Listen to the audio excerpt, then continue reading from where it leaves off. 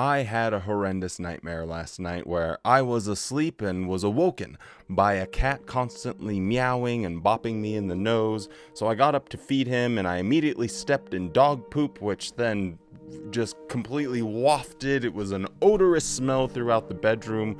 Went downstairs to let the dogs out and stepped in some dog vomit, and everything was completely terrible. But thankfully, I woke up to a cat sitting on top of my chest, bopping me in the nose, and then I stepped in dog poop and then had some more dog vomit. Now you're probably wondering why I'm regaling you with this story. Well, there's a new JW broadcasting, and I like to be positive with these things and think, certainly these can't stink that bad. Well, this one stinks about as much as that dog poop. Let's talk about it.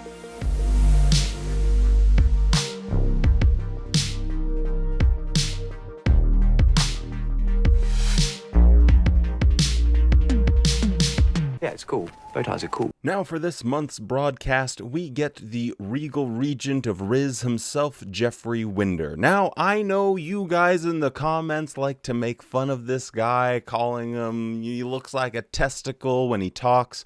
Sounds like he's been huffing helium. But let's remember this man's position. He is a chosen person of all humans on the planet to lead God's people through Armageddon. He is a spokesperson for the Almighty himself, and clearly and demonstrably, he has an intimate knowledge of the Bible, which he's about to demonstrate for us now. Do you ever feel disadvantaged? Do you feel that perhaps because of unfavorable circumstances over which you have no control, you just don't have a fair chance in life?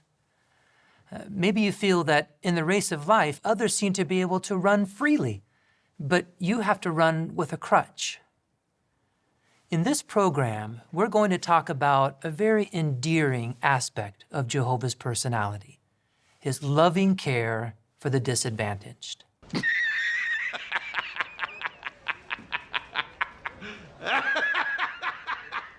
And the Lord spoke to Moses, saying, Speak to Aaron, saying, None of your offspring throughout their generations who has a blemish may approach to offer the bread of his God.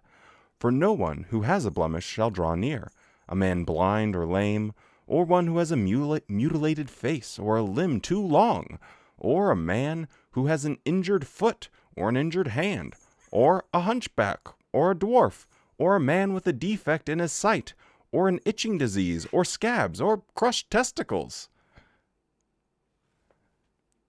No man of the offspring of Aaron the priest who has a blemish shall come near to offer the Lord's food offering, since he has a blemish. He shall not come near to offer the bread of his God. He shall not go through the veil or approach the altar, because he has a blemish. And Zizi, what are you doing?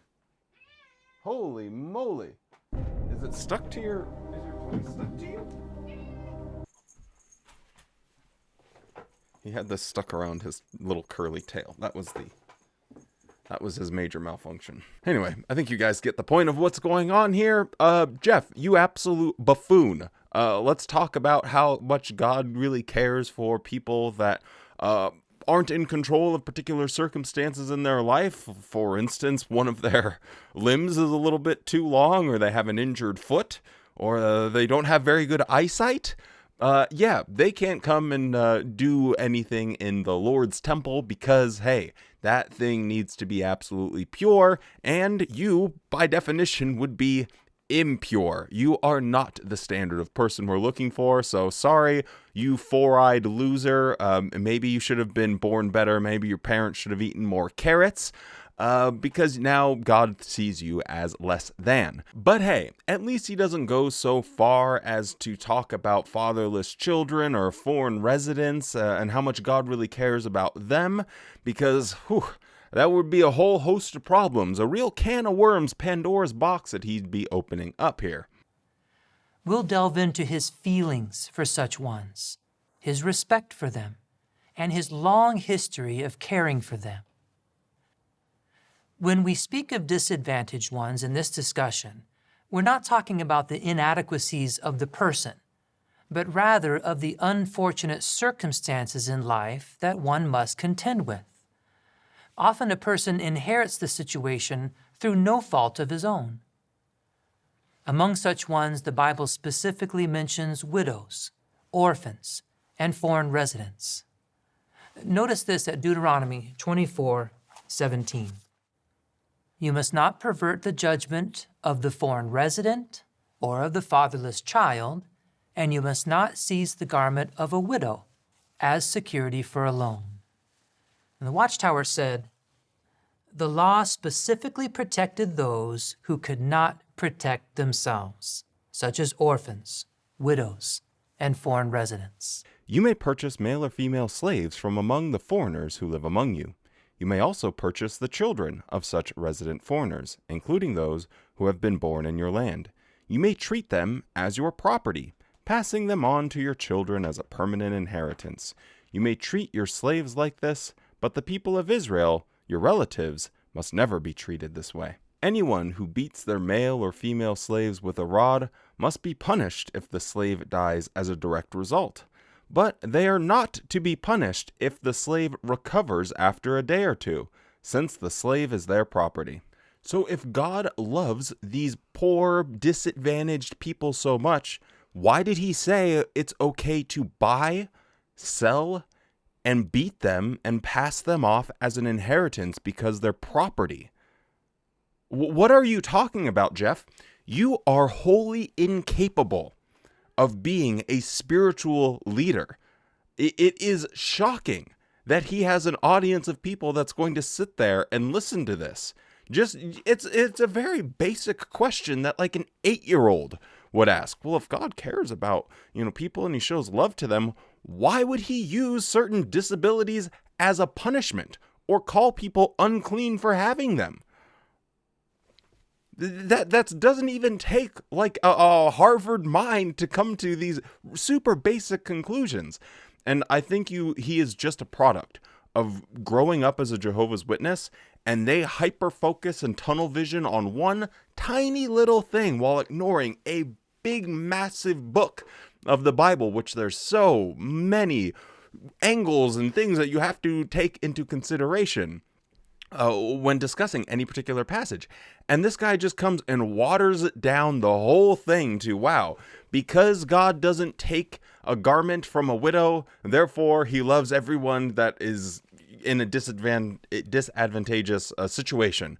So let's use that as a springboard to comfort you. Where any adult listening to this isn't going to be comforted, they're probably just going to be annoyed at the holes in this guy's reasoning. Notice that Jehovah did not leave it up to the human judges in Israel to enforce this law. God himself would execute judgment upon anyone who took advantage of a defenseless child. This is how personally Jehovah takes the care of the lowly, disadvantaged ones. They become his responsibility. They come under his protection. Jehovah personally makes up for any disadvantage they may have.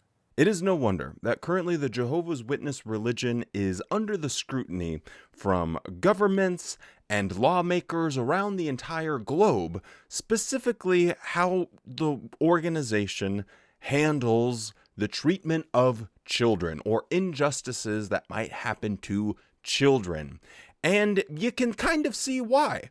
These morons are sitting back and saying, hey, well, I mean, in a 2009 Watchtower, it said that Jehovah would take personal responsibility in protecting kids, so I guess we don't really have to do anything now, do we? Sounds good enough for me, Phil. Yep, sounds good to me too. Todd, do you want to go grab a Budweiser? Like actual lobotomites here. So it's just so strange that he is going on about this. Oh, well, God will be protecting all of the young children that we are just letting slip through the cracks and are having lifelong mental damage, horrible traumatic situations happening to them, all because you're waiting for Jehovah to help. I have a question for you, Jeff, and I know you'll never watch this, but whatever poor Bethelite lackey that has to sit here and suffer through what the apostates are saying, think about what is happening here and ask yourself a super simple question. How is Jehovah helping? 2024. How is he helping? There's a lot to be said for the silence that's going on in your brain right now. Because if you look at it, Caleb and Sophia aren't helping with childhood trauma. Little black and white whiteboard animations aren't going to help with your rampant CSA issues and your organizational, institutional ways of poorly handling that. So be better. Like, you have a moral responsibility towards the children within your organization to be better. And you're not going to be better by sitting on your hands and saying, well, a 2009 Watchtower said. That's idiotic. The fact that Jehovah takes personal responsibility for such ones is further seen in Proverbs 19:17. The one showing favor to the lowly is lending to Jehovah, and he will repay him for what he does. Let's walk through the process that this verse describes. First, we assist the lowly, or we show favor to them in some way. We help them in a practical way. We encourage them. We make sure they get justice or care for something else they're in need of. Well, as discussed, Jehovah has assumed the responsibility to care for these disadvantaged ones. So when we step in and assist, Jehovah views this as if we are giving to him, assisting him with his responsibility. I think this short little clip helps explain some of the brain rot that happens within the Watchtower leadership. It's something I've talked about for years, about just how little the organization does to help people on a practical level. They are so tight-fisted with their cash, it is hilarious. Other organizations of a similar size and a similar ability to help the wider community or just their own members spend hundreds of millions of dollars, some nearly $1 billion in charitable giving. Watchtower spends, we don't even know exact figures because they don't actually tell us, what the exact amount, but they claim to only spend like 20 to 12 million, I believe it was last year. And again, this doesn't account for, well, were you only repairing buildings that you otherwise own? So it's still a laughable low amount of money. And it's always baffled me how they're able to be so in your face with just how tight-fisted they are. But if they're applying this sort of backwards logic to their situation and seeing themselves as little gods on earth, which we absolutely know they do, it starts to make a little bit of sense. Because whenever an individual Jehovah's Witness goes out of their way to help someone within the wider community or within the Jehovah's Witness community, they are at the drop of a hat, they are sending a film crew out there to make a propaganda piece and use that as evidence that the organization is out there helping people. So I think in their backwards minds, maybe this is where it all comes from, using this scripture and saying, well, we can just take credit for all of the good things that individual Jehovah's Witnesses do, and then we don't actually have to do anything. Jehovah evidently wanted to eliminate any chance that she'd be left overnight without her garment to keep her warm. Isn't that beautiful? Don't we see Jehovah's special love and care for disadvantaged ones in a law like this? Here's a second example of a law made to help the lowly ones. In this case, it was related to the sacrifices the Israelites were to make to Jehovah for the forgiveness of their sins. We know the importance of blood in regard to sacrifices to atone ones from sin. Leviticus 17:11 tells us that it is the blood that makes atonement. However, note the provision made for the very poor in Israel found at Leviticus 5:11. Now, if he cannot afford 2 turtle doves or 2 young pigeons, he must bring as his offering for his sin 1/10 of an ephah of fine flour for a sin offering. For the very poor, Jehovah chose to make an exception and allow a sin offering without blood. In Israel, poverty denied no one the blessing of atonement or the privilege of making peace with God. The Watchtower continued, does that mean that the flour offerings of the poor were worthless? No. Jehovah surely valued the humble, willing spirit behind such offerings. Furthermore, the sins of the entire nation, including the poor, were covered by the blood of the animals offered to God on the annual Day of Atonement. In this, we see Jehovah's reasonableness, his compassion, and his love for the disadvantaged. No one was left out, and they received the same refreshment from their sacrifice as any other Israelite. I've had to light the calming candle because this talk is really starting to piss me off. Jeff, you think you are in the kitchen really chefing it up, but you're like that contestant in Hell's Kitchen that was complaining that her fish wasn't cooking fast enough, but turns out she didn't have her burner on.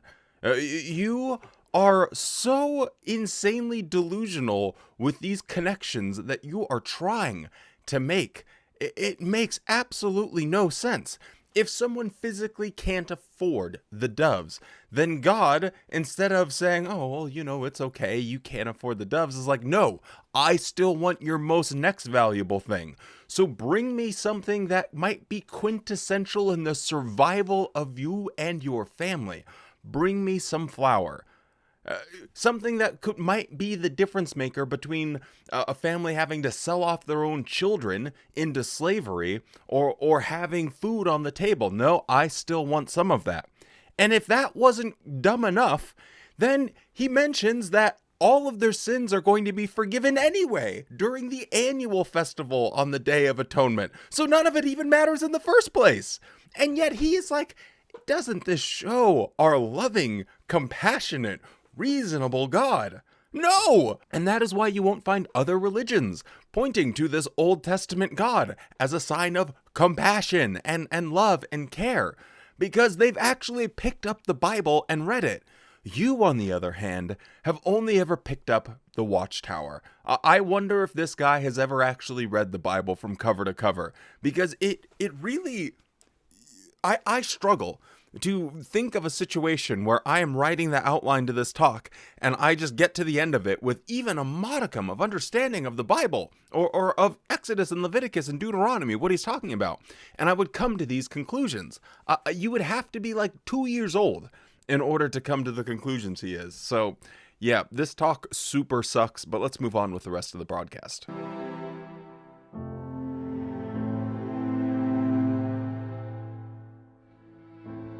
Miriam and I had been able to experience many blessings from Jehovah. Able to go on different assignments with Paraguay, Nigeria, Zambia, and then we packed up all of our belongings from home, took up everything in our life, and drove across the United States from California to Patterson, and within a couple of months, she was diagnosed with ALS. We were crushed.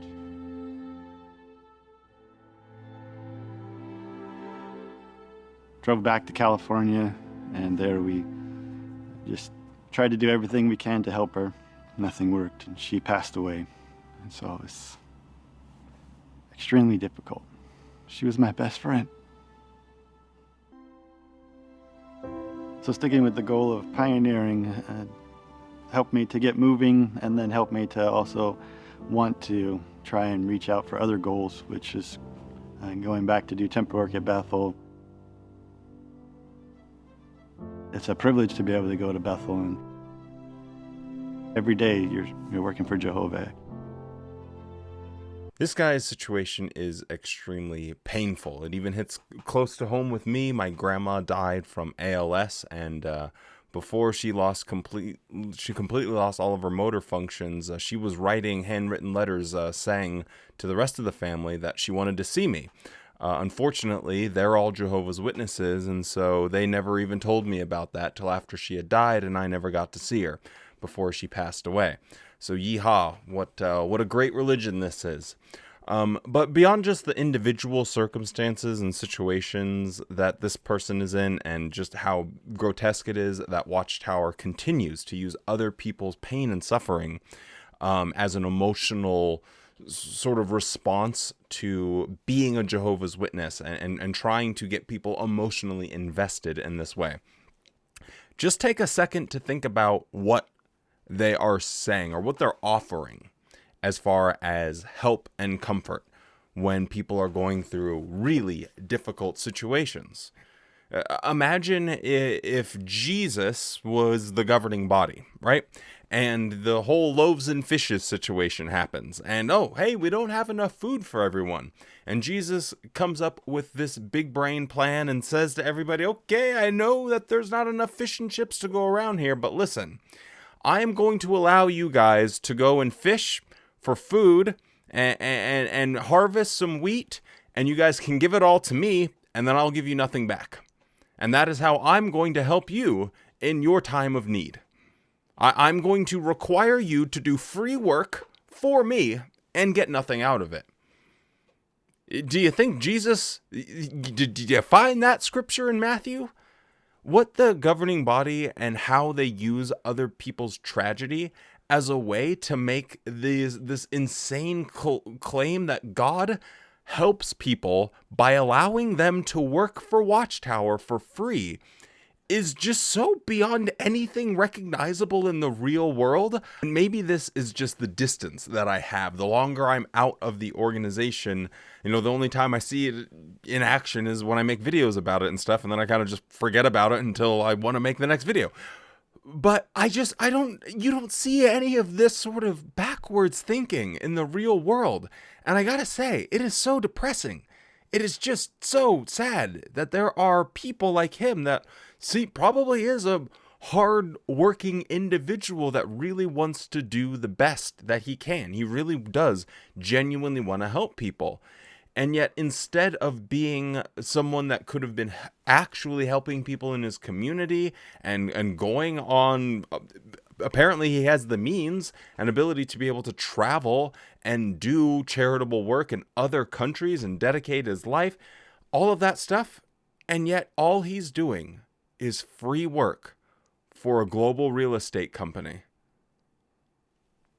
It is so depressing. Always had a regular habit of personal study. We did it together. We loved to bounce ideas off of each other, and we would share points that we had dug up. Now, even more so for myself, I feel it's important because it helps me to keep motivated, to help me to keep finding those points, and also it's a good memories of something that we did together that we enjoyed. So I stick to my spiritual routine.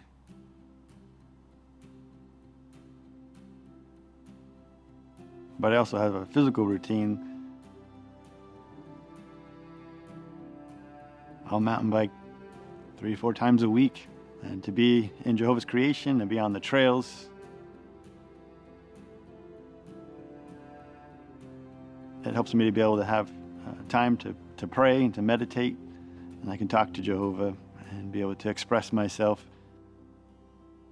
Well, hallelujah. Some actual good advice in a JW broadcasting. I am a firm believer that when you are overwhelmed, whenever you feel like life is really just kicking you in the nuts over and over again, going for a walk, getting some physical exercise and fresh air, and having an inner dialogue with yourself, whether you want to call that praying or meditating, whatever, doesn't really matter.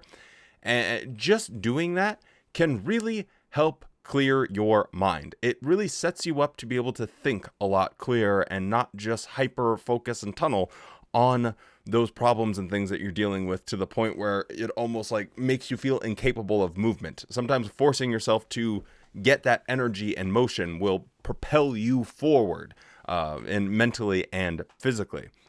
Now, the only other thing I found interesting there was traditionally whenever they would show someone studying, there'd be a lot of like books and stuff behind them, and you would see all of the Watchtower publications. This immediately stood out to me, how he was sitting there and the bookshelves were head-scratchingly empty. Was this some sort of like tacit nod to the idea that you don't want to be holding on to older publications? Maybe just go ahead and recycle those. You don't need people. If for anyone that's never been a Jehovah's Witness, one of the pride and joys of a lot of people, especially that grew up when Watchtower was more intellectually stimulating, if you will, in the 50s and 60s and 70s, 80s, 90s, is their personal library, and almost every Jehovah's Witness I ever knew had a vast library of every single Watchtower going back to like the 19 whatevers. Every book that they had published, and kept it in pristine condition as well. So it was very strange to see him studying with a nearly empty library. I don't know if they were trying to send subliminal messages to the masses, don't look at our older publications. But as you guys know, here on this channel, I quite enjoy looking at older publications because I think there are some valuable lessons to be learned in the history of Watchtower. Of anxious thoughts, of all of life's cares, I approach your throne, so sure that you will hold my hand. That was the most unpleasant experience my ears have ever gone through. That reminded me of that Animaniacs episode where they were making fun of Yono Oko.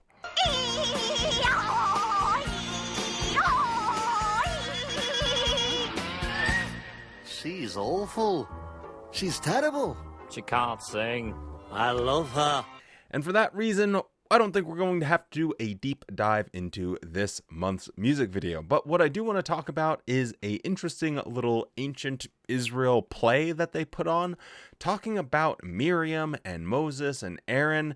And the whole idea behind it is not being critical of God's organization. The subliminal messages aren't that subliminal. They are right there, full frontal nudity, right in your face. Don't criticize the governing body or else something bad's going to happen to you. Let's check it out. Well, life can be hard through no fault of our own, but sometimes it's hard because of our own mistakes. How can we recover? Let's see how the faithful woman Miriam did it.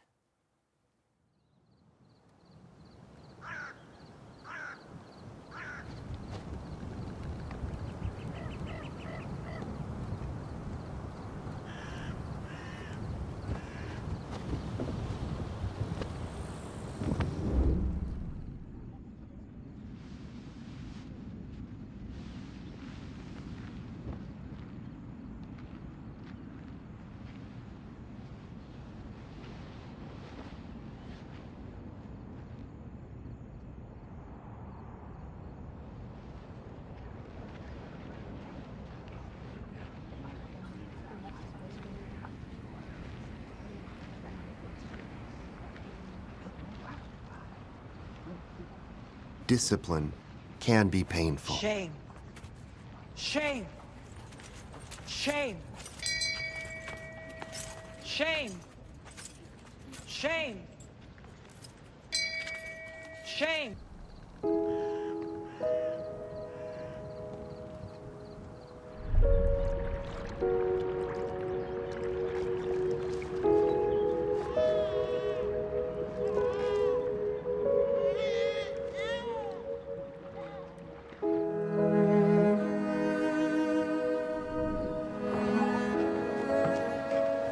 Moses.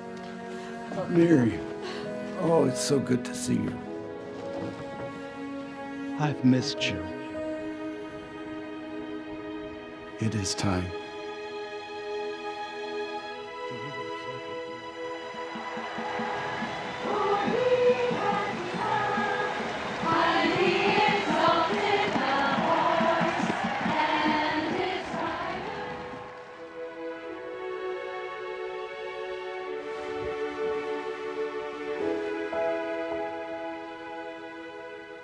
Oh, Jehovah,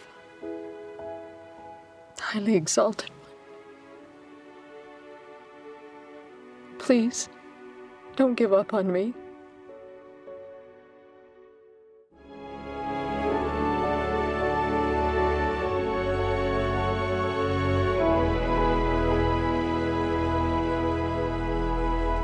Now, I know this was an incredibly long intro and probably quite painful. A lot of you aren't even watching after having such a slow segment, but I wanted to keep that in there because we have to remember Jehovah's Witnesses are always being told to fork over their inheritance, to fork over stock options, to fork over jewelry.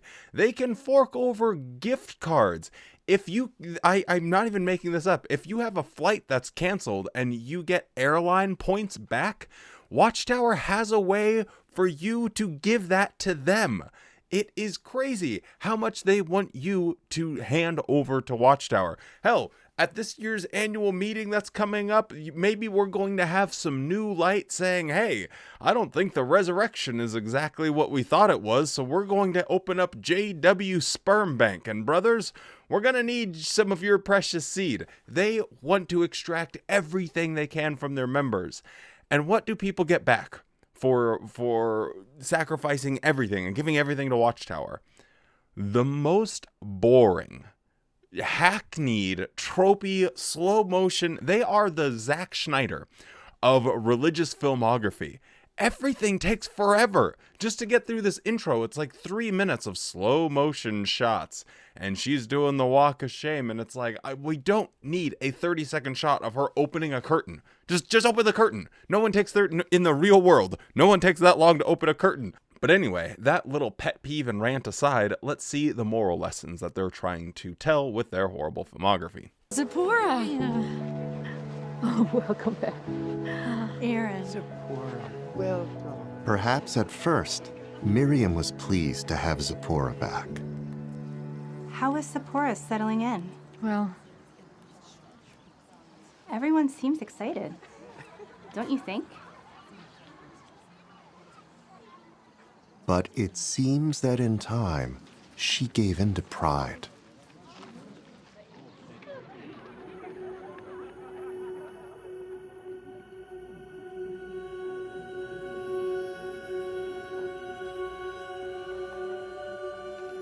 She might have felt threatened, thank you, Zipporah. thinking that Zipporah would replace her as the most prominent woman in the nation.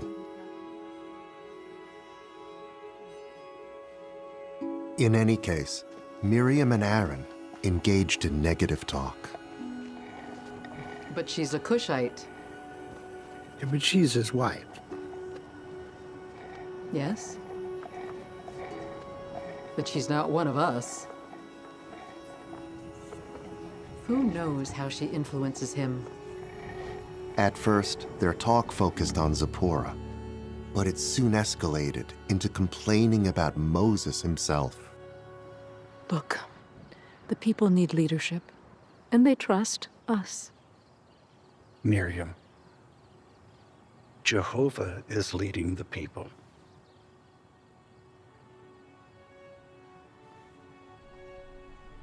You're not listening. Some have questioned my brother. Something has to be done. She says his Cushite wife is distracted. I just don't understand what Moses is doing. I'm tired of this. I think Jehovah's still We suffered in Egypt, and we're suffering I here. hear Miriam is worried. Maybe there's a better way. Miriam says we shouldn't trust her. Do you think Moses is still qualified to lead the nation? Does Moses know what he's doing? Maybe Jehovah wants us to do Why do something. we have to listen to Moses? I'm sure other people feel the We same. should have stayed in Egypt. And we're suffering here. A lot of frustration. Why do we have to listen to Moses? I think Jehovah's still... Let's turn back. Maybe Jehovah wants us to do something. We're worried about it. Is it only by Moses that Jehovah has spoken? Has he not also spoken through us? Go out, the three of you, to the tent of meeting.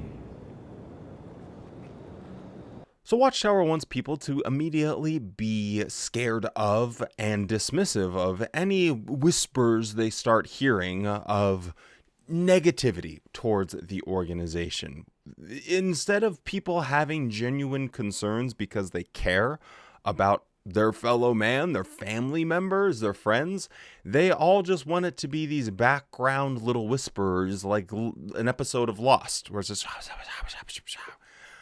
When in reality, the people that care most about the other people around them are oftentimes, in my opinion, the ones that end up leaving Watchtower. The most sincere and genuine people end up leaving because they do care, because they don't just want to be a little drone.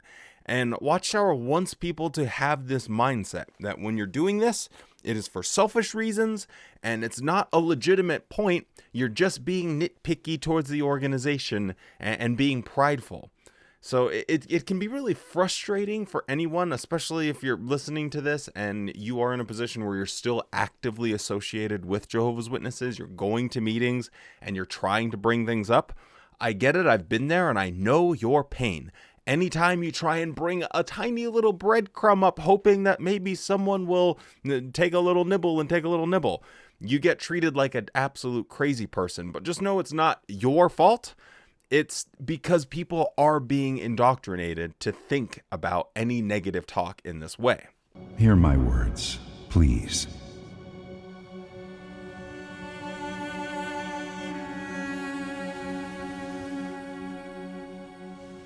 It is not that way with my servant Moses. Face to face I speak to him, and the appearance of Jehovah is what he sees. Why, then, did you not fear to speak against my servant, against Moses?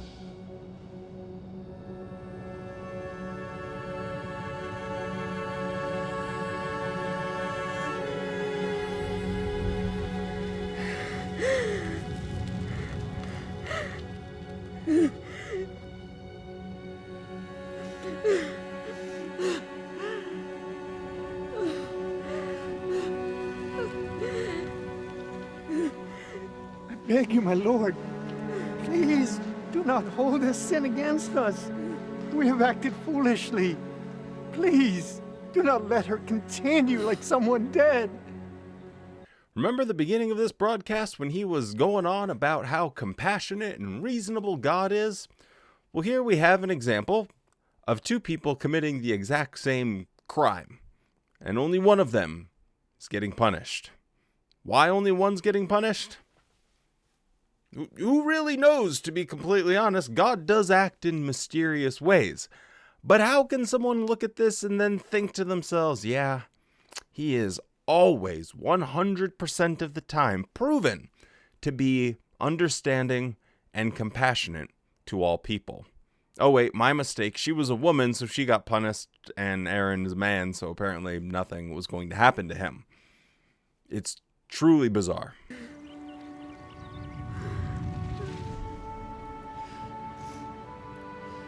Let her be quarantined for 7 days.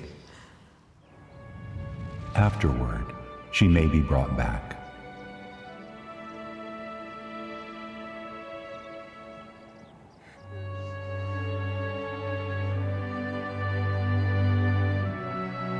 Oh, Jehovah, you are the Most High. You chose Moses to lead your people, and I disrespected him. And you, please forgive me. I know Watchtower loves to ride their own meat and compliment themselves on how accurate they are when it comes to these little plays that they put on about how they're biblically accurate. But somehow, surprisingly, they left a part out of when God speaks. You would think, God speaking, they would want to make sure they get the full context of what's happening. Well, because Watchtower has failed you, don't worry, I got you. Let me remind you of a woman's place in situations like these. But the Lord said to Moses, if her father had not but spit in her face, should she not be shamed 7 days? Let her be shut outside the camp 7 days, and after that she may be brought in again. So God took this time to remind her that all it took was for her father to spit in her face. She could have just been a yappy little annoying teenager, and her father decides, you know what, I'm just going to spit in her face. And the Mosaic law says if I do that, then she has to go outside the camp for 7 days, and I can finally get some peace and quiet and finish the latest episode of the British baking show. This is it's such a weird story, and I find it really cool that they decided to just leave this part out of it, because if there was any questions of sort of why is she getting punished, is it because she's a woman? And then you see what God actually said, not actually said, but what the Bible purports him to actually say about the situation, it reminds her that she is but a lowly woman. That is why she's getting punished. It completes the whole picture. So, Watchtower, you are the worst. Whenever you can just leave something out of the Bible for your own convenience, you always find the wormiest ways to take opportunities to do that. Miriam was not defined by her mistakes.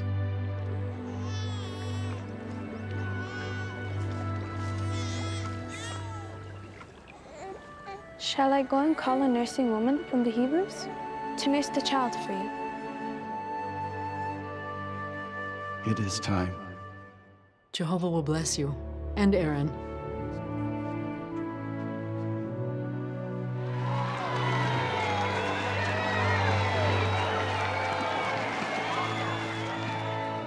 Jehovah disciplines those he loves. Miriam accepted his discipline with faith.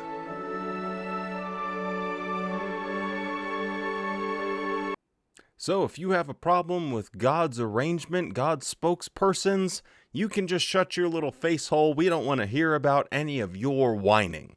That won't get you anywhere but some leprosy and getting kicked out of the camp for 7 days. So be in fear. God's watching, and remember, he punishes those that speak out against his authority. And we also just happen to be that same authority. Well, this broadcast has sure put me in a fantastic mood, and I hope at least with a little commentary we could hold hands, cry, and get angry or laugh together. But that's all I have to say about it. With all of that being said, if you're still around, don't forget to drop a like on the video and subscribe to the channel. Stay safe, be kind, and show yourself the same kindness that you show to others. If you do that, I promise you're going to have a good-ass day.